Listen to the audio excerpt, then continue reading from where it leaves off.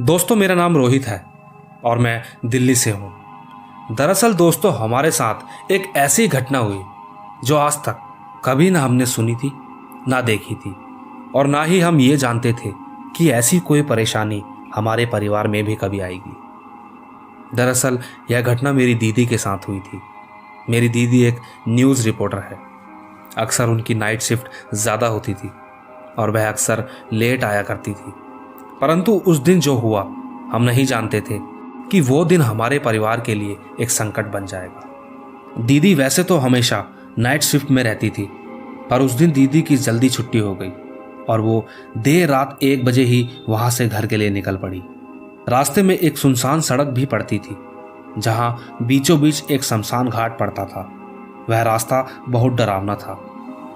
वैसे तो दीदी कभी उस रास्ते से आती नहीं थी, परंतु वह रास्ता घर के लिए काफ़ी छोटा रास्ता था, तो इसी वजह से ही वो उस दौरान उस रास्ते से आने लगी। ये सब तो आप भी जानते हैं कि जो होना होता है उसका हमें अंदाज़ा नहीं होता, और अक्सर हम वही कर जाते हैं जो शायद हमें नहीं करना चाहिए होता है। उस दिन दीदी अपनी स्कूटी लिए लगातार घर के रास्ते की ओर बढ़ रही थी कि अचानक शमशान घाट के ठीक सामने ही दीदी की स्कूटी रुक गई। वो बार बार कोशिश करती रही, परंतु उनकी स्कूटी स्टार्ट होने का नाम नहीं ले रही थी, जैसे कि वह एकदम जाम हो गई हो। दोस्तों, वैसे मेरी दीदी डरती तो नहीं थी, पर उस समय वह ठीक शमशान घाट के सामने थी और यूं अचानक उनकी स्कूटी का रुक जाना, अब वह थोड़ा डरने लगी थी। पर दीदी ने ज़्यादा कुछ नहीं सोचा। उन्होंने स्कूटी को वहीं खड़ा करके पैदल ही चलने का फैसला किया और वो लगातार घर पर सबको कॉल भी करती रही। परंतु हैरानी की बात तो ये थी कि उस वक्त किसी को भी कॉल नहीं लग रही थी। वह जैसे जैसे आगे बढ़ रही थी कि अचानक उन्हें किसी के रोने की आवाज़ सुनाई दी। वह आवाज़ उनके पीछे से आ रही थी।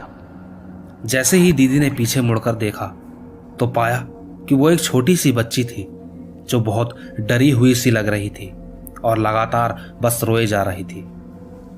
दीदी तुरंत उस बच्चे के पास जैसे ही गई और उन्होंने ये पूछा ही था कि क्यों रो रहे हो। इतना सुनते ही उस बच्ची ने दौड़ लगा दी। दीदी भी उस बच्ची के पीछे पीछे जाने लगी। वह बच्ची भागकर उसी शमशान घाट के पास जाकर रुक गई और वहां पहुंचते ही जोर जोर से हंसने लगी। ये सब देखकर दीदी बहुत घबरा गई और वहां से भागने लगी। वो तो शुक्र था कि रास्ते में उनके साथ कुछ नहीं हुआ। वो भागते भागते किसी तरह घर के पास पहुंची ही थी कि वो ये देखकर और डर गई कि वो बच्ची लगातार उनका पीछा कर रही थी। उस वक्त उनकी घबराहट और बढ़ गई थी। वो उस वक्त बहुत ज़्यादा डरी हुई थी और जैसे ही उन्होंने घर के पास पहुंचकर दरवाज़ा खटखटाया तो माँ ने जैसे ही दरवाज़ा खोला ही था कि दीदी की शक्ल देख हम सारे दंग रह गए। दीदी की आंखें खुली की खुली रह गई थी और वह बहुत डरी हुई लग रही थी। वह पूरी तरह से कांप रही थी। यह देख हम सब भी डर गए थे। दीदी ने सारी बात माँ को बताई। माँ जानती थी, परंतु दीदी को शांत करने के लिए मम्मी ने बस यही कहकर बात टाल दी कि कुछ नहीं है, ये सब तेरा वहम होगा। दोस्तों, सच कहूँ तो अच्छा ही होता ये वहम होता, पर यह सब कहाँ रुकने वाला था। उस दिन दीदी सो रही थी कि अचानक उसकी आंखें खुली और उन्होंने देखा कि वह बच्ची उनके सामने खड़ी थी। वो उनसे लगातार यही कह रही थी कि मैं तुझे अपने साथ ले जाऊंगी। इतना सुनकर दीदी जोर से चिल्लाने लगी। दीदी की आवाज़ सुन हम सभी दौड़कर कमरे में आ गए। हमने देखा कि दीदी डर के मारे अपने बेड के नीचे छुपी हुई थी। दोस्तों, इसके बाद हम किसी भी और चीज़ का इंतज़ार नहीं कर सकते थे, इसीलिए पिताजी ने सुबह होते ही तुरंत एक पंडित को बुलाया और उस पंडित को घर बुलाकर सारी बात बताई। पंडित जी ने एक पूजा करने के लिए कहा, पर यह सब कहाँ रुकने वाला था। पंडित जी जैसे ही पूजा में बैठे ही थे कि दीदी के अंदर से एक डरावनी आवाज़ आई और उस आवाज़ में बस यही शब्द थे कि कोई मेरा कुछ नहीं बिगाड़ सकता, मैं इसे लेकर ही जाऊंगी। इतना कहते ही दीदी ने पंडित को धक्का मार दिया, जिसके कारण पूजा नहीं हो पाई। दिन ब दिन दीदी की हालत खराब होती जा रही थी। उन्हें हमेशा डरावने सपने आते थे। वो अक्सर डर जाने के बाद कहीं ना कहीं छिपी मिलती। दी का बर्ताव बिल्कुल सुधर नहीं रहा था। ऐसा देख पापा ने तुरंत दोबारा एक बार फिर से पंडित के पास जाना ही ठीक समझा। उनके पास जाकर उन्होंने बताया कि मेरी बेटी की हालत दिन ब दिन बिगड़ती जा रही है। वह अजीब सा बर्ताव करने लगी है। हम बहुत परेशान हैं, प्लीज़ हमारी मदद करो। पंडित जी ने हमें द्वारका जाने की सलाह दी। उन्होंने बताया कि आपकी बेटी के अंदर एक बच्ची की आत्मा है जो इसे बहुत पसंद करने लगी है और इसे अपने साथ ले जाना चाहती है। अब यह वहीं जाकर ठीक हो सकती है। जल्दी जाओ, कहीं देर ना हो जाए। दोस्तों, यकीन मानो तो हम सब डर गए थे। हमने बिना समय बर्बाद कर उसी समय द्वारका जाने का फैसला कर लिया और जैसे ही हम दी को वहां ले गए तो वहां पंडित जी दी को देखकर ही समझ गए। उन्होंने बिना देरी किए मेरी दीदी को पूजा में बिठाया और जैसे ही मैंने दी की तरफ देखा तो मैं बहुत डर गया। दी की आंखें एकदम लाल थी और वो बहुत गुस्से में थी। उस वक्त वो 2 आवाज़ों में बात कर रही थी। मैं बहुत डर गया था। वह लगातार यही बात बोल रही थी कि मैं इसे ले जाऊंगी। फिर अचानक वहां के पंडित जी ने एक मंत्र पढ़ा और अपने हाथ में पानी लेकर दी के सर पर डाल दिया। इसके बाद से उस बच्ची को तकलीफ होने लगी। वह बच्ची ये बोलकर चली गई कि मैं दोबारा आऊंगी और इसे लेकर जाऊंगी। पंडित जी ने बिना समय खराब किए मेरी दीदी के गले में एक माला डाली और कहा कि इसे कभी मत उतारना। दोस्तों, उस दिन के बाद से अब सब कुछ ठीक है। मेरी दीदी अपने ऑफिस भी जाने लगी है, पर फिलहाल मेरी दीदी उस माला को कभी उतार नहीं सकती, क्योंकि ये बात वो भी जानती है कि उस माला को अपने से दूर करने का मतलब दोबारा संकट में आ जाना है। दोस्तों, ये जो भी हुआ, यकीन मानो आज 3 साल हो गए, परंतु उस डर को आज तक हम कभी भुला नहीं पाए। दोस्तों, आपने सुना होगा कि अक्सर कभी कभी हमारे साथ कब क्या हो जाए उसकी हमें खबर नहीं होती, क्योंकि हमें अपने आने वाले कल का पता नहीं होता। और हर व्यक्ति सच्ची भूतिया कहानी सुनने का शौकीन होता है। पर क्या होगा जब कहानियां सुनते सुनते कुछ घटनाएं आपके साथ भी हो जाए तो? ऐसी ही एक सच्ची कहानी लेकर मैं आपके पास आया हूं, जिसे सुनकर शायद आप भी इन पर विश्वास करने लगेंगे। दोस्तों, अक्सर कहानियां सुनते सुनते हमें डर लगने लगता है और उस वक्त हमें ऐसा प्रतीत होने लगता है कि कहीं सच में तो यहीं आसपास कोई नहीं। दोस्तों, ऐसा ही कुछ हुआ था इस शख्स के साथ, जो कि सोलापुर में रहने वाले, जिनका नाम शाहिद है। दोस्तों, ये बात उस समय की है जब शाहिद और उसकी छोटी बहन शबाना साथ में कुछ भूतिया कहानियां सुन रहे थे और अक्सर वो दोनों भाई बहन हमेशा ऐसा ही किया करते थे। वह कहानियां सुनने के बहुत शौकीन थे। वह जल्दी से खाना खाकर अपने कमरे में आ जाते और फिर रात को कहानियां सुनते। हालांकि उनका कहना था कि उन्हें डर नहीं लगता था, पर फिर भी वो कहानियां सुनते रहते थे। हमेशा की तरह उस रात भी वो जल्दी से खाना खाकर कहानियां सुनने के लिए अपने कमरे में आ गए और दोनों कहानियां सुनने लगे। कहानियां सुनते सुनते अचानक शाहिद की नज़र कमरे की खिड़की पर गई। उसे ऐसा लगा जैसे कोई चीज वहां से गुजरी हो। शाहिद थोड़ा डर गया था।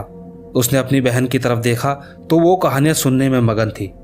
फिर शाहिद को लगा कि शायद उसे वहम हुआ है, ऐसा कुछ नहीं है, और दोबारा से अपना ध्यान कहानियां सुनने में लगा दिया कि एकदम से खिड़की का दरवाज़ा बाहर से कोई जोर जोर से खटखटाने लगा। शाहिद डर गया। उसने तुरंत अपनी बहन की तरफ देखा। इस बार उसने भी यह आवाज़ सुनी और वह बहुत डरी हुई थी। वो दोनों के दोनों थोड़े समय के लिए शांत हो गए और खिड़की की तरफ ही देखते रहे। दोनों बहुत डरे हुए थे। यहाँ खिड़की खटखटाने की आवाज़ बंद हुई ही थी कि अचानक अंदर रूम में किसी के चलने की आवाज़ आने लगी। शाहिद ने जैसे ही उठकर देखने की कोशिश करी कि तभी शाहिद का कंप्यूटर अपने आप चालू हो गया और जैसे का तैसा वहीं जाम हो गया। डर के मारे दोनों बेड से उठ नहीं रहे थे। ये सब पहली बार उनके साथ हो रहा था। शाहिद ने हिम्मत कर लाइट जलाने की कोशिश करी, पर वो बेड से उठ नहीं पा रहा था। शाहिद की बहन डर के मारे उससे चिपकी हुई थी। जैसे ही उसने लाइट ऑन करी कि एकदम से बाथरूम का दरवाज़ा अपने आप खुल गया। ये देख दोनों की चीख निकल गई, जिसे सुनकर उनके माता पिता दोनों कमरे में आ गए और इसके बाद सारी हलचल अपने आप बंद हो गई। माँ ने दोनों से पूछा कि क्या हुआ था। कुछ नहीं था, वो बस एक डरावना सपना देखा था माँ। इसके बाद शाहिद के माता पिता दोनों सोने के लिए चले गए। शाहिद बहुत डरा हुआ था, पर फिर भी वो किसी को कुछ बताना नहीं चाहता था। उस वक्त रात के 2:30 बज चुके थे शाहिद की बहन सो चुकी थी और शाहिद को भी कब नींद आई उसे पता ही नहीं चला कि अचानक वो हलचल फिर से शुरू हो गई। लेकिन इस बार शाहिद किसी चीज को अपने ऊपर बैठा महसूस कर रहा था। मैंने डर के मारे आंख नहीं खोली और भगवान का नाम लेने लगा। मुझे थोड़ा ठीक लगने लगा, शायद वो जो भी था जा चुका था। थोड़ी देर बाद मैंने अपनी आंखें खोली। मेरी नजरें खिड़की की तरफ गई।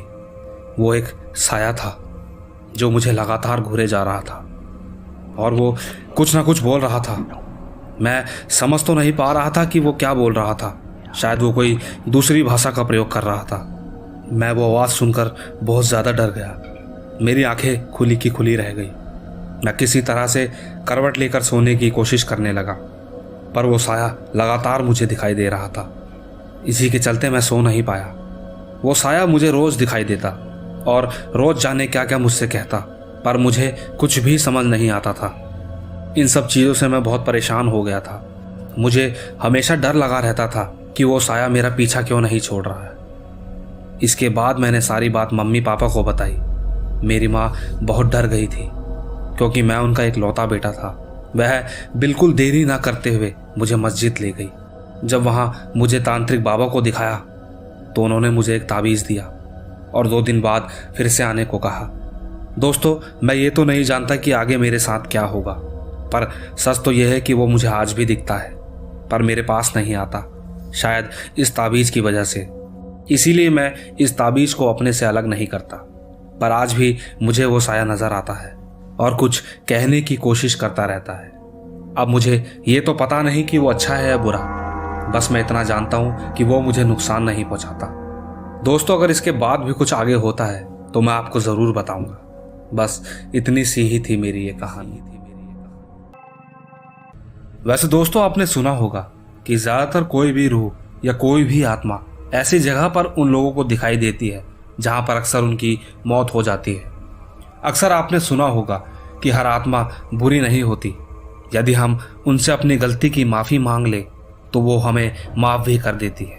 बस कुछ ऐसी ही सच्ची कहानी लेकर मैं आपके सामने आया हूँ। आइए सुनते हैं।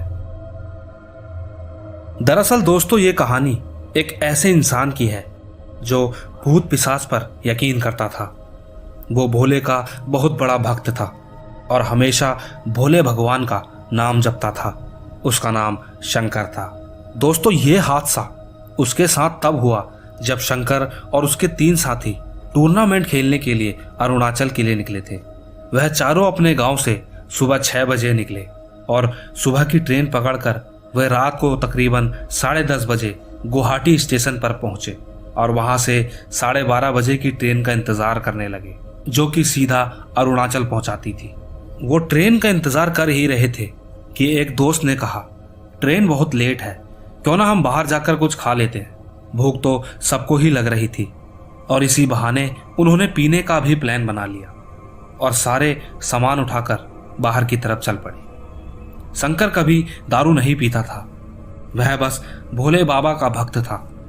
वो जाकर मंदिर में बैठ गया और उसके बाकी के 3 दोस्त जल्दी से पी खाकर स्टेशन पर शंकर को आकर मिले।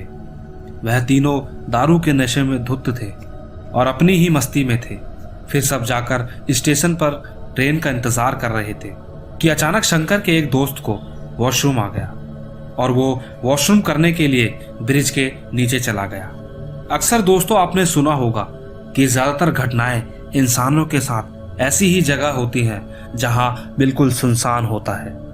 शंकर और उसके दोस्त ट्रेन का इंतजार कर ही रहे थे कि अचानक उनका दोस्त, जो कि वॉशरूम करने गया था, वो भागते हुए आया और शंकर की नज़र जब उस पर पड़ी तो शंकर भागकर उसकी तरफ गया। जब शंकर ने उसकी तरफ देखा तो उसकी आंखें लाल और वो बुरी तरह से कांप रहा था। ऐसा देख शंकर भी डर गया और उससे पूछने लगा कि क्या हुआ, तू ऐसे भाग कर क्यों आ रहा था। शंकर के पूछने पर उसके दोस्त ने बताया वो वॉशरूम कर ही रहा था कि उसको कुछ अजीब सा महसूस होने लगा और उसे ऐसा लग रहा था जैसे कोई उसके आसपास हो। शंकर थोड़ा हैरान होकर बोला, तू नशे में होगा इसलिए ऐसा लग रहा होगा।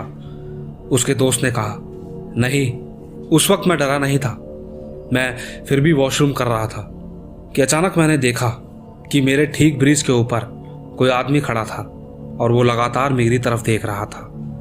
पहले मुझे लगा कि शायद वो ऐसे ही खड़ा होगा, पर वो लगातार पता नहीं क्यों पर मुझे ही देखे जा रहा था।